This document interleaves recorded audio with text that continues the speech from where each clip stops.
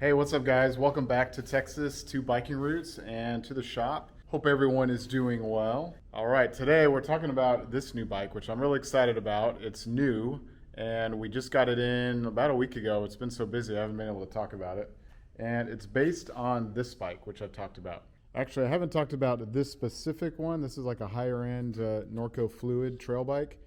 This one has transmission on it and some nice suspension, but I've talked about the base Norco Fluid before, but now the Fluid has a motor and battery.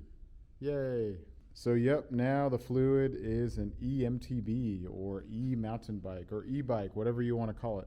So I've talked about this on another video with one of the Marin Alpine Trail e-bikes, but it hasn't been that I'm against e-bikes. So I've actually owned two e-bikes. The first one was a Marin Nail Trail, a hardtail e-bike, which was a lot of fun. It was 27.5 plus wheels. I talked about that in another video. And then I had the Alpine Trail E1 when it first came out. I had that one just for a month or two, and then I've been without since then. So I have some pretty bad knee problems. So for a while when I had some knee issues where I couldn't pedal a normal bike, I actually had to ride an e-bike, and that actually helped me to actually be able to pedal. And whenever I had a bone kind of chip off, the e-bike helped me kind of rehab back into it so that I could pedal a normal bike. But thankfully for a few years now, I have been able to pedal a normal bike without any assist. So I'm like, well, as long as I still can, I'm going to pedal a normal bike, knowing that an e-bike is probably in my future, but for now, I'm just going to pedal a normal bike. Also in Houston, an e-bike is really fun, and when you're not on an e-bike, it's not as fun because it's so flat here. So it's really tempting to just go e-bike and then you never ride your other bike. And so not to do that, I've been staying on my normal bike. One of the cons that I had with my Alpine Trail e-bike was it was a lot of fun once you get moving, but moving it around, it was like 55, 56 pounds.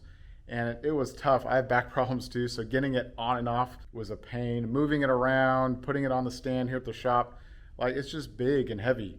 My first e-bike was just a hardtail, and it was around 45 pounds-ish. And so this one, you get full suspension, and it's not as heavy. One of the trims is really, really light for an e-bike. This one's pretty good, I think, for most people. Makes it a lot easier to maneuver around. It has a smaller motor, smaller battery. Other brands have also entered this category in the last few years. So now Norco is entering it with the Fluid, and I think it's going to do pretty well. All right, so the one we're talking about today, this is the C3 build. So the Fluid VLT C3. So this is the least expensive way to get into the new Fluid lightweight e-bike. And this one looks pretty cool, I think. I like the color on this one. I think they chose well with this kind of matte blue. Has a little bit of a shine to it. For 2024, you have a few different options with the Fluid VLT. You have the C3 build, which comes in one color. Then you have the C2 build, which comes in two colors. Then you have two different C1 builds. You have a 140 150 travel, and then you also have a little bit lighter weight one. So you have lots of different options, big price difference. So $59.99 here in the US and goes up to $11,499 on the lightest build Fluid VLT. So yeah, depending on what you're looking for, I think this one is pretty sweet and well equipped for most people. And you could always upgrade if you wanted to make it lighter or make it more in line with the higher end builds. But let's go over the specs of the C3 and then we'll talk about it.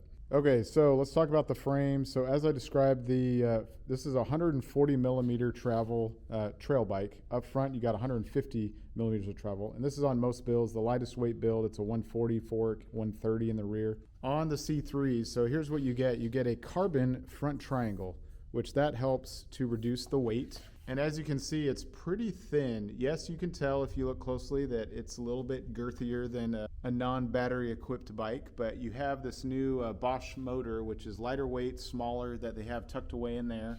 So you have front carbon triangle, and then in the rear, you have an aluminum rear triangle. This is to help reduce the cost and not as lightweight. In the higher end C1 builds, you have a carbon rear triangle, but in the C3 and the C2, you have alloy. It's a little bit heavier, but also less expensive, and so that's to bring the price down a little bit. So as far as mounts go, you have a water bottle mount right here. You have a storage mount here for a tube or a tool kit that you could mount, which makes it nice. You don't have any internal frame storage. Up under here you have some bolts, and here this is for the battery, which is not removable, by the way. This is part of to be able to make it lighter weight, they couldn't put a door, so they had to make this basically more rigid to get the strength, but you can only remove it if you drop this motor. So you have to remove the motor, and then this battery will come out. I don't know if you can see this. Up under here you have a looks like an aluminum bash guard to protect the motor, but also allow for it to breathe so it doesn't get too hot, which is nice. All right, you get a chain guide here. It's your Norco chain guard here. Your pivot back here. You have UDH, so no transmission on this one. Up in the higher end builds, you get a SRAM transmission. You could upgrade if you wanted to. For sizing, the Fluid VLT gets the new size chart. So you have the S1 to S5, fits most people 5'1" to like 6'5". This one is the S2 version, so 5'4" to 5'8", which I actually liked the feel and the reach on this one. So you have 5 different sizes to fit most people. Oh, and I did mention this is a mixed wheel, so mixed wheel on all these. So 29 up front, 27.5 in the back. That top tube gives you a nice low standover height. As far as the head angle, you have a pretty aggressive 64.5 head angle.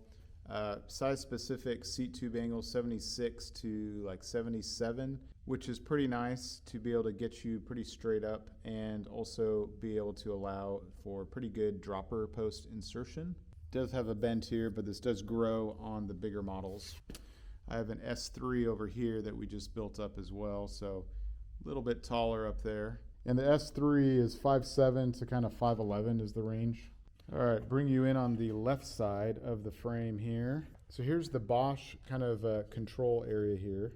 We'll talk about the Bosch system in a little bit, but here's your LEDs that we'll talk about on what they mean, but you can turn it on here. And only on the left side does it show the Bosch Performance Line SX, their new lightweight motor. And on this side is the charge port. You push that and it springs open. You have your post mount over here. Minimum rotor is a 180, which is nice. All right, let's talk about the suspension on the Fluid VLT. So this is new, and we couldn't talk about it for a while until it actually was released a few weeks back. But this is the new to market RockShox Silo Gold. So this is 150 millimeters of travel. So this is a new fork. I haven't tested it out yet on any bike because it's new. It kind of slots in between like the old Revelation and the 35. But it feels pretty good, just pedaling it around the parking lot. They do have a 3-position compression now, which gives you kind of a fully open. You have a pedal mode, and then you have a firm mode.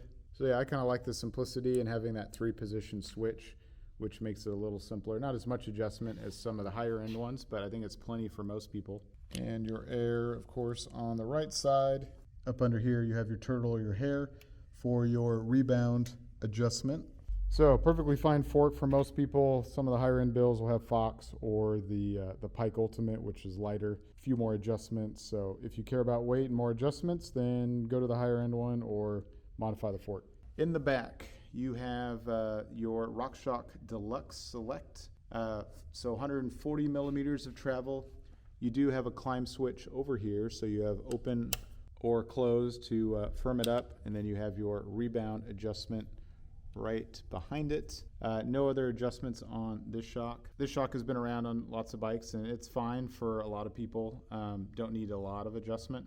For your drivetrain, for your crankset that mounts to the motor, you have a Praxis 165 millimeter crank with a 34 tooth chain ring. You have a chain guide here, which I had to adjust a little bit. It was rubbing a little bit out of the box, but hopefully it won't be an issue. Looks like you have a 12-speed KMC chain, and you have a Shimano Dior 1051 tooth cassette with the Dior derailleur. This is where it kind of shows where they're really trying to get it in that $1,500 price point. I would have gone to probably a different derailleur. This one's found on the least expensive kind of $1,900 fluid. And so on a $6,000 bike, I would probably expected a little bit better derailleur. It's going to be fine, but yeah, kind of out of place on this type of price level. And same with the shifter. You have a Dior shifter, which again, kind of out of place here, but they do have it for iSpec. Looks like EV, going with these TRP brakes. So you just, if you want to clamp, you'd have to do a separate one. The position though, the position feels fine without that extra clamp. So since we're talking about drivetrain, let's talk about the motor. So let's turn it on here. So you hold that down and it cycles through, and you have your different levels here. So when it's fully charged, these are all blue, and then this starts to change, this top one. As you can tell, I rode it around a little bit, bedding in the brakes last week. And so that will start to change colors. And then you can change your different drive modes there. Then you also have controls over here. And when you move that, that changes. So this is probably where you should do your adjustment. So yeah, there it's on a normal mode. And then you can change it here to different ones. All right, one thing I'll say is that, yeah, I'm used to like having a display here. With Shimano, you'd have like a little computer that would tell you your miles per hour, your distance, and all that. You don't have that on this one. Other competitors also have, you know, like the Trek EXE has like a little display here. You don't have that here, but you do have an app, which I was actually pretty impressed with, because years ago I used the Shimano one and it was not great. So the Bosch Flow app is what it is. So already you have to create an account and then link it, but it was pretty straightforward to set up. It will tell you what your battery percentage is. You'll be able to go in and select your riding modes, and you can customize these riding modes, which is pretty cool. You can go into like the turbo mode. So when I first rode it, I was like, ooh, I want kind of a little bit more oomph on the max power to see how much power it had, which is cool because you can customize that. So you select your mode, then you decide how much assistance you want. The acceleration behavior, which I was kind of wanting a little bit more powerful acceleration, but you can adjust it, which is cool. So you just easily will slide it down here. You can adjust the max speed. So if you have someone that maybe is learning, you don't want them to go too fast, you can also adjust the amount of power, the torques that it gives you, which is really cool, really straightforward. I was impressed with it, but you can do that in each mode. You can go into the tour mode, you know, the eco mode, and so anyway, so bravo to Bosch on their app. I think it works pretty well compared to the other ones that I've used. Since we're talking about the actual motor, so this Performance Line SX motor, it has 55 Newton meters of torque. So some of the bigger bikes, they're going to use, you know, a lot more torque, but they're also heavier. So it's like with this one, it's a lighter package, so you don't need as much power, and you also have a smaller battery. So this is a 400 watt. So let's talk about this Bosch Performance Line motor. So yeah, like on my Alpine Trail, I had a more torque motor, but I also had a heavier package. So because this is, you know, 44.5 pounds or so, you don't need as much power, and that means it uses less. So you don't need as much torques, which is like power, and because you don't need as many torques, you don't need as much power. So you can go to a smaller 400 watt hour battery instead of like a big 600 or 700 watt hour battery that's in here, which makes it bigger, makes it heavier. If you do need a range extender though, it is compatible, so you just have to wire this in and mount it over here, I assume, to be able to extend that range if you're going for a longer trip and you have range anxiety. The other thing with range too is on a big old heavy e-bike, like you don't want to run out of power. But on this, like pedaling around a 44.5 pound bike isn't great. It's definitely worse pedaling around like a 55 or 56 pound e-bike without any assist if you run out of battery. All right, so let's talk about the rest of the specs. Dropper post, you have a Trans-X dropper anywhere from 125 millimeters to 200 on the biggest size. On this S2, they give you a 150 dropper. WTB Volt saddle, which I've always been a fan of. And then you just have a generic Norco lever, which it's on the inexpensive side, but it does the job. For your cockpit, you have Norco brand 25 millimeter rise, 800 millimeter length bars, and a 35 millimeter clamp with a 40 mil length stem, Norco branded stem. And it looks like some WTB wavelength grips. As for brakes, let's talk about them since we're up here. These are these TRP Slate Evos. So you have some reach adjustment here, and these are 4-piston calipers, and you have 200 millimeter 6-bolt rotor up front, and then you have your 4-piston 180 in the back. So yeah, for most people, these TRPs, a lot of people like these TRPs, and I think they'll do well on this type of bike. And for your wheels and tires, Norco went with some WTB ST Tough hoops on a Bear Paws hub, 148 millimeters boost spacing. So they went with an adequate but not a high-end wheel set for this price bike. For your tires, up front you have the Continental Cryptotol 29 by 2.4, which gives you a lot of traction. A lot of people like this tire. Pretty aggressive for Houston with a motor. You know, hey, why not have traction? And the motor can assist you. In the back, they went with a 27.5 by 2.4, the Xylitol tire, which is nice. A lot of people like these tires and this setup with the Cryptotol and the Xylitol in the rear. All right, I think that pretty much covers all the specs and features of this Norco Fluid VLT C3 build. Let me know what you guys think of this build, of this bike. Other than the parking lot, I haven't ridden it. It's the first time in a while where I'm like, ooh, I may have to get in the e-bike game. So let me know if you are the person kind of in this market looking for your next EMTB. I think you should definitely keep this Fluid VLT on your list. I think it's going to be a pretty good handling bike out on the trail, and I think it's going to meet the needs of a lot of people and be a ton of fun out there. So yeah, let me know what you guys think of this spec, of the color. Would you get this one, or would you spend the extra money and get one of the higher end builds? Let me know in the comments, or if you have any questions how it compares against another, you know, lighter weight EMTB. But yeah, I'm tempted. I might get one for myself. I don't know yet. I'm on the fence still, but yeah, I may end up pulling the plug on it. But thanks for watching, guys. Thanks for supporting the channel. If you haven't subscribed to our channel, we would appreciate it. Like the video if you liked it. Comment below if you have any questions, and we'll see you guys on the next video. Thanks for watching. Take care. Bye.